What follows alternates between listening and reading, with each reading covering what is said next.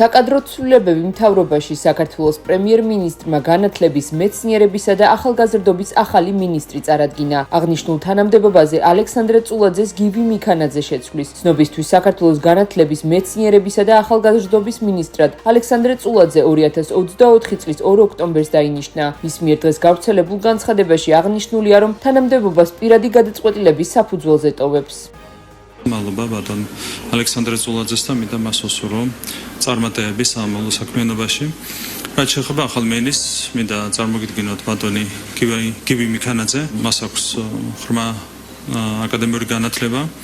არის იურისტი, როგორც მოგეხსენებათ, დამთავრებული აქვს თბილისის სახელმწიფო უნივერსიტეტი. ჩემთვის არის უდიდესი პასუხისმგებლობა და პატივი სარგებლობდე ასეთი მაღალი ნდობით და უხელმძღვანელო იმ სამინისტროს, რომელიც თვითონ ჩვენთაგანთან არის დაკავშირებული, იქნება ძალიან ინტენსიური ხასიათის ნაბიჯები გადადგმული იმისთვის, რომ რეფორმები დაჩქარდეს და რა თქმა უნდა ეს ხარისხობრივი ნიშნით ასახული იყოს უმაღლესი რანგით. ნარკომანიასთან ბრძოლის შესახებ მთავრობის ახალი ინიციატივა დღეს ბიუროს ხდომაზე წარადგინეს. კანონპროექტის მიხედვით ნარკომანიის ჩანაცვლებითი თერაპიის განხორციელება სრულად სახელმწიფოს დაქვემდებარებაში გადავა და ამ მომსახურების გაწევა კერძო სუბიექტებს აეკრძალებათ. სხვადასხვა კომპანიებს ასევე აეკრძალებათ ფსიქოტროპული მედიკამენტების იმპორტი. ეს მიმართულებაც სახელმწიფოს პრეროგატივა იქნება. აღნიშნულ ინიციატივას საკანონმდებლო ორგანო დაჩქარებული წესით მიმდინარე კვირას რიგ გარეშე სესიაზე განიხილავს. მკაცრე უნდა იყოს ძირითადად მობილიზებული მათ წინააღმდეგ, ვისაც ნარკოტიკის შემოაქვს, ვინც ნარკოტიკს ასაღებს, ვინც ნარკოტიკის გასაღებისათვის ახალი იდეები გააჩინა და ახალი სისტემების შექმნა.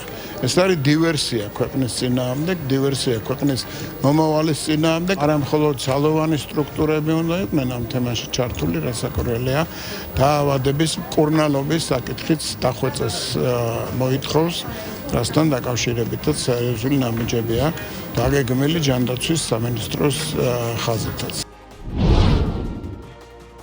საქართველოს პარლამენტის საპროცედურო საკითხთა და წესების კომიტეტმა პარტია გახარიას საქართველოსთვის 12 წევრის უფლებამოსილების შეწყვეტას მხარი დაუჭირა. კომიტეტის თავმჯდომარის განმარტებით აღნიშნულ პარტიას ცენტრალურ საარჩევნო კომისიაში საკუთარ სიაზე უარი არ უთქვამს და მისი 12 წევრი დღემდე საქართველოს პარლამენტის წევრად ითვლებოდა. თუმცა მისივე განმარტებით პარტიის წევრები პარლამენტის ხდომებს არ ესწრებოდნენ.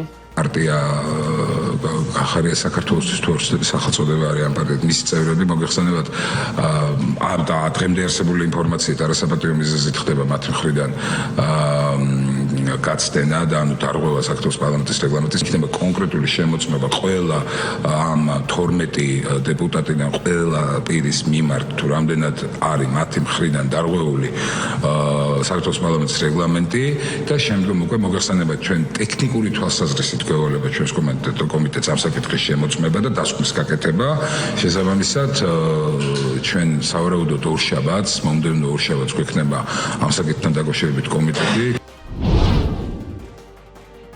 ირანი გაეროსგან 12-დღიან ომში ისრაელისა და შეერთებული შტატების დამნაშავედ გამოცხადებასა და მიყენებული ზარალის გამო მათგან კომპენსაციას ითხოვს. შესაბამისი მოთხოვნით გაერთიანებული ერების ორგანიზაციის გენერალურ მდივანს ირანის საგარეო საქმეთა მინისტრმა აბას არაღჩიმ მიმართა. ჩვენ ოფიციალურად ვითხოვთ, რომ უშიშროების საბჭომ აღიაროს ისრაელის რეჟიმი და შეერთებული შტატები აგრესიის აქტის ინიციატორებად და დაადასტუროს მათი შემდგომი პასუხისმგებლობა, მათ შორის კომპენსაციისა და ზარალის ანაზღაურების გადახდა. აღნიშნულია არაღჩიმ წერილში.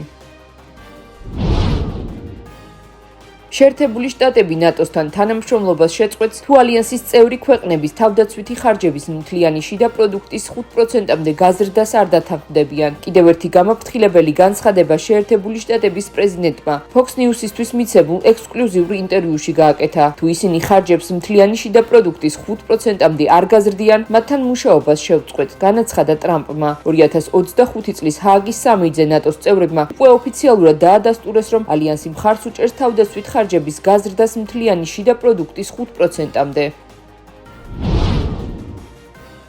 დიპლომატიური სკანდალი ბაქოსა და მოსკოვს შორის. აზერბაიჯანის საპარლამენტო დელეგაციამ რუსეთში ვიზიტი გააუქმა. მეჯლისის განცხადებით მიზეზი რუსეთში აზერბაიჯანის მოქალაქეების მიზანმიმართული მკვლელობა და ძალადობაა. აზერბაიჯანში გაუქმებულია რუსული მხარის ჩართულობით ყველა კულტურული ღონისძიებაც. რუსეთში ეკატერინბურგში ეთნიკური აზერბაიჯანელების სახლებში ჩატარებულ რეიდს 2 ადამიანის სიცოცხლე ემსხვერპლა. რამდენიმე დაშავდა, ძალოვნებმა 50 ადამიანი დააკავეს. ბაქოს ვერსიით პროცესი ძალადობრივი იყო და ეთნიკური ნიშნით ანგარიშ სწორებას ისახავდა მიზნით. აზერბაიჯანის საგარეო საქმეთა სამინისტროში რუსეთის ფედერაციის ელჩი დაიბარეს და კატეგორიული პროტესტი გამოუცხადეს.